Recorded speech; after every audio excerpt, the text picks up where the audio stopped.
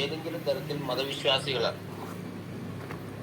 ആ മതവിശ്വാസികൾക്ക് അവരുടെ മതവിശ്വാസത്തിന്റെ അടിസ്ഥാനത്തിൽ ജീവിതത്തെ ക്രമീകരിക്കാൻ കഴിയാത്ത ചുറ്റുപാടാണ് ലോകത്തുള്ളത്. ഇത് നമ്മൾ വിശദീകരിക്കാതെ തന്നെ നമുക്ക് മനസ്സിലാക്കാൻ കഴിയുന്നുണ്ട്.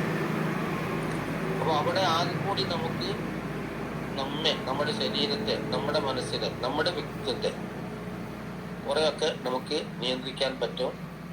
അതേപോലെ തന്നെ നമ്മുടെ കുടുംബത്തെയും. അത് നമുക്ക് പൂർണ്ണമായ അർത്ഥത്തിൽ സാധിക്കാത്ത ഒരവസ്ഥയാണ് കാണുന്നത്. ഇവിടെ ഞാൻ സൂചിപ്പിക്കാൻ ഉദ്ദേശിക്കുന്ന കാര്യം, ഇവിടെ ഇസ്ലാം ഏറ്റവും പ്രാധാന്യത്തോടു കൂടി എടുത്തു പറയുന്ന ഒരു കാര്യം, ഖൂ അൻഫുസക്കും വ അഹ്ലീക്കും നാറ.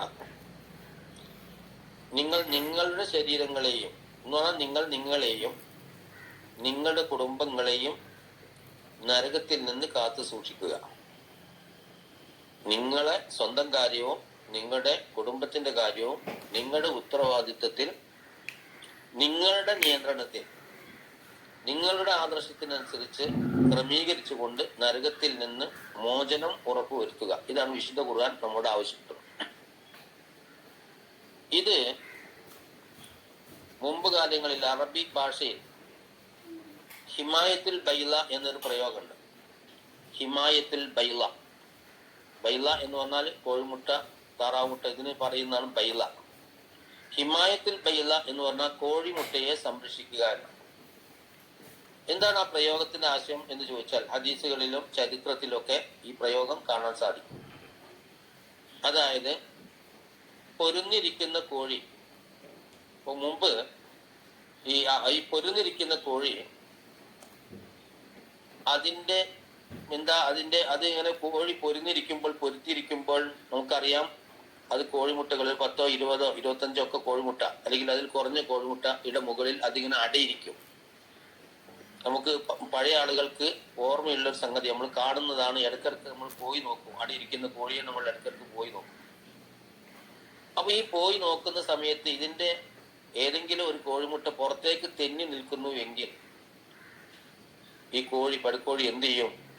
അതിങ്ങനെ അതിന്റെ കൊക്ക് കൊണ്ട് അതിന്റെ അകത്തേക്ക് ഇങ്ങനെ നീക്കി കൊണ്ടുപോകുന്നത് നമുക്ക് കാണാൻ പറ്റും. നല്ല രസമാണ് അത് കാണാൻ. ആ ജീവിയുടെ ഒരു ജൈവ വാസനയുടെ അടിസ്ഥാനത്തിൽ അത് ചെയ്യുന്ന ഒരു സംഗതിയാണ്. എന്ന് പറഞ്ഞാൽ താൻ അടയിരിക്കുന്ന ഈ മുട്ടയിൽ ഒന്നുപോലും പുറത്തേക്ക് പോകരുത്. അപ്പൊ നമ്മളൊക്കെ ആ സമയത്ത് ചെന്നാൽ പൊരുത്തിരിക്കുന്ന കോഴിക്ക് പ്രത്യേകം ഒരു ഈറയും ദേഷ്യമാണ് നമുക്ക് കാണാൻ പറ്റുന്ന ഒരു സംഗതിയാണ്. എന്താ കാരണം? ഞാൻ സംരക്ഷിച്ചു കൊണ്ടിരിക്കുന്ന ഈ കോഴിമുട്ട, എന്റേതായ ഈ കോഴിമുട്ട, എന്റെ ജീവന്റെ ഭാഗമായ ഈ കോഴിമുട്ട പുറത്തേക്ക് പോകാൻ പാടില്ല. അത് എന്റെ ഇതിൽ തന്നെ വേണം. അത് കൈകാര്യം ചെയ്യാൻ ആരും വരരുത് എന്നാണ് ആ സ്വഭാവത്തിന്റെ അർത്ഥം. ഇതുപോലെ ഒരു പ്രയോഗമാണ് ഹിമായത്തുൽ ബൈല, കോഴിമുട്ടയെ സംരക്ഷിക്കുക. ഇപ്പൊ നബി സല്ലല്ലാഹു അലൈഹി വസല്ലമയുടെ കാലത്തും അതിനു മുമ്പും ഒക്കെ നബി സല്ലല്ലാഹു അലൈഹി വസല്ലം ഇസ്ലാമിക പ്രബോധനം നിർവഹിക്കുന്ന സമയത്ത് ആദ്യഘട്ടത്തിൽ ഹജ്ജിന് വരുന്ന ആളുകളെ കണ്ട് ഇസ്ലാമിലേക്ക് ക്ഷണിച്ചത് നമുക്കറിയാം. അത് വിശദമായി പരിശോധിച്ചാൽ അതിൽ കാണാൻ കഴിയും. പുതിയ ആളുകളെ കാണുമ്പോൾ അവരോട് ചോദിക്കുന്നത്, നിങ്ങൾക്ക് ഹിമായത്തുൽ ബൈല സാധിക്കുമോ? നിങ്ങൾക്ക് ഹിമായത്തുൽ ബൈല സാധിക്കുമോ എന്ന് ചോദിച്ചാൽ, നിങ്ങൾക്കെതിരെ, ഇപ്പൊ നിങ്ങൾ ഇസ്ലാമിലേക്ക് വന്നാൽ നിങ്ങൾക്കെതിരെ ആരെങ്കിലും ശത്രുക്കൾ രംഗത്തിരിക്കുമ്പോൾ ആ ശത്രുക്കളെ പ്രതിരോധിക്കുവാനുള്ള ശേഷി നിങ്ങൾക്കുണ്ടോ എന്നാണ് ഹിമായത്തുൽ ബൈല എന്ന വാക്കിന്റെ അർത്ഥം. അപ്പോ അങ്ങനെ ഒരു ശേഷി ഉണ്ടോ എന്ന് ചോദിക്കുന്നത്, ഞാൻ എന്റെ ഈ ഇസ്ലാം നിങ്ങൾ സ്വീകരിക്കുമ്പോൾ സ്വാഭാവികമായും നിങ്ങൾക്കെതിരിൽ ശത്രുക്കൾ വരും. അപ്പോ അത് പ്രതിരോധിക്കാനുള്ള കഴിവ് നിങ്ങൾക്കുണ്ടോ എന്ന ഒരു അന്വേഷണമാണ് നബി സല്ലല്ലാഹു അലൈഹി വസല്ലം അവിടെ നടത്തുക. ഇസ്ലാമിക ചരിത്രത്തില്, അതേപോലെ തന്നെ ജാഹിലിയ്യ ചരിത്രത്തിലൊക്കെ ഈ പ്രയോഗം വ്യാപകമായിട്ട് കാണാൻ പറ്റും. അപ്പൊ അതിന്റെ അർത്ഥം എന്താണെന്ന് ചോദിച്ചാൽ, നമ്മുടേതായ സംസ്കാരത്തെയും നമ്മുടേതായ മതത്തെയും നമ്മുടേതായ നിലപാടുകളെയും ഒക്കെ സംരക്ഷിച്ചു നിർത്തുക എന്നത് ഒരു പ്രധാനപ്പെട്ട ഒരു സംഗതിയാണ്. ഇപ്പൊ നമ്മൾ ഈ കുടുംബവുമായി ബന്ധപ്പെട്ട് ചർച്ച ചെയ്യുമ്പോൾ വരുന്ന ഒരു വിഷയമാണ്, എന്താണ് കുടുംബത്തിന്റെ ലക്ഷ്യം? കുടുംബം നിലനിൽക്കേണ്ടത് എന്തുകൊണ്ടാണ് ഒരു ആവശ്യം എന്ന ചോദ്യത്തിന്റെ ഉത്തരം ഈ ഹിമായത്തുൽ ബൈലയാണ്. നമ്മുടേതായ കുട്ടികളെ, നമ്മുടേതായ സംസ്കാരത്തെ നമ്മുടേതായ പരിധിയിലും വരുതിയിലും സംരക്ഷണത്തിലും നിലനിർത്തിക്കൊണ്ടു പോകാനുള്ള ഒരു വ്യക്തിയുടെയോ ആ ഒരു കുടുംബത്തിൻ്റെയോ ഒരു ശ്രമമാണ്, അല്ലെങ്കിൽ അതിൻ്റെ ഒരു ആവശ്യകതയാണ് ഈ കുടുംബ എന്ന് പറയുന്ന വിഷയം ചർച്ച ചെയ്യുമ്പോൾ അതിലൂടെ നമ്മൾ ഉദ്ദേശിക്കുന്നത്. ഇത് ഇന്നത്തെ കാലത്ത് നമുക്കറിയാം, നേരത്തെ പറഞ്ഞതുപോലെ നമ്മുടെ ജീവിതത്തിന്റെ ഒരു മേഖലയും നമ്മളല്ല നിയന്ത്രിക്കുന്നത്. നാം കഴിച്ചുകൊണ്ടിരിക്കുന്ന ഭക്ഷണം നമ്മൾ ഉദ്ദേശിക്കുന്ന സ്വഭാവത്തിലുള്ള ഒരു നൈസർഗികമായ പ്രകൃതിയുക്തമായ ശരീരയുക്തമായ നമ്മുടെ ഭാവിക്ക് ആവശ്യമായ സ്വഭാവത്തിലുള്ള ഭക്ഷണമല്ല നമ്മൾ കഴിക്കുന്നത്. അത് വേറെ ആരോ നമുക്ക് തരികയാണ്. നമ്മൾ ധരിക്കുന്ന വസ്ത്രങ്ങൾ, നമ്മുടെ കാണുന്ന കാഴ്ചകൾ, കേൾക്കുന്ന കാര്യങ്ങൾ എല്ലാം വേറുള്ള ആളുകൾ നിയന്ത്രിക്കുകയാണ്. അപ്പൊ ഇങ്ങനെയുള്ള ഒരു ലോകത്ത് ഇവിടെ സൂചിപ്പിച്ചതുപോലെ നമ്മുടെ കുട്ടികളെയും നമ്മുടെ ബാക്കിയുള്ള ആളുകളെയും നമ്മെ തന്നെയും, അവിടെ അതാണ് അംഫുസക്കും പകലിക്കും, നിങ്ങൾക്ക് നിങ്ങളെ തന്നെയും നിങ്ങളുടെ കുടുംബത്തെയും നരകത്തിൽ നിന്ന് കാത്ത് രക്ഷിക്കണമെങ്കിൽ എന്തേ മാർഗമുള്ളൂ?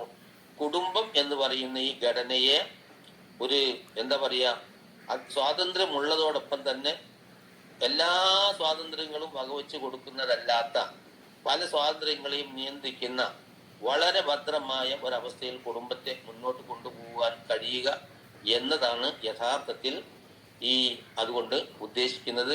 അപ്പൊ ഈ സൂചിപ്പിച്ചതുപോലെ ഈ ഒരു കോഴി, ഇപ്പൊ നമുക്ക് ഇത് മനസ്സിലാക്കാൻ കഴിയാത്തൊരവസ്ഥയാണ്. മുമ്പ് കോഴി മുട്ടയിടുന്നതും കോഴി പൊരിഞ്ഞിരിക്കുന്നതും കോഴിക്കുഞ്ഞുങ്ങൾ പുറത്തേക്ക് വരുന്നതും കണ്ടിരുന്ന നമ്മളെ സംബന്ധിച്ചിടത്തോളം നമ്മൾ അങ്ങനെയായിരുന്നു. എന്നാൽ പുതിയ തലമുറയെ സംബന്ധിച്ചിടത്തോളം കോഴി വേറെയാണ്, മുട്ട വേറെയാണ്. കോഴി വേറെയാണ്, മുട്ട വേറെയാണ് എന്ന് പറഞ്ഞാൽ കുടുംബം വേറെയാണ്, മക്കൾ വേറെയാണ്, ബാക്കിയുള്ള ആളുകൾ വേറെയാണ് എന്നൊരു സ്വഭാവത്തിലേക്ക് മാറിയിരിക്കുന്നു.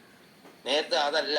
നേരത്തെ കോഴിയും മുട്ടയും നമ്മളും ഒക്കെ ഒന്നായിരുന്ന ഒരവസ്ഥയായിരുന്നു ഉണ്ടായിരുന്നത് എങ്കിൽ ഇന്ന് കോഴി വേറെ മക്കൾ വേറെ എന്ന സ്വഭാവത്തിലേക്ക് തരംതിരിക്കപ്പെട്ടിരിക്കുന്നു. അതുകൊണ്ട് ഈ മക്കളാകുന്ന കുടുംബമാകുന്ന ഈ മുട്ടകളെ നമ്മുടെ അകത്തേക്ക് വലിച്ചു കയറ്റുന്ന, കൊക്കുകൊണ്ട് വലിച്ചു കയറ്റുന്ന കോഴിയെ പോലെ വലിച്ചു കയറ്റി കൊണ്ടുള്ള ഒരു സംരക്ഷണ കവചം തീർക്കപ്പെടേണ്ടതുണ്ട്. അതിന് നമ്മുടെ കുടുംബ സംരക്ഷണവുമായി ബന്ധപ്പെട്ട പ്രവർത്തനങ്ങൾ സഹായകമാകട്ടെ എന്ന ഒരു ആശംസയാണ് ഇന്ന് ഞാൻ പങ്കുവെക്കുന്നത്.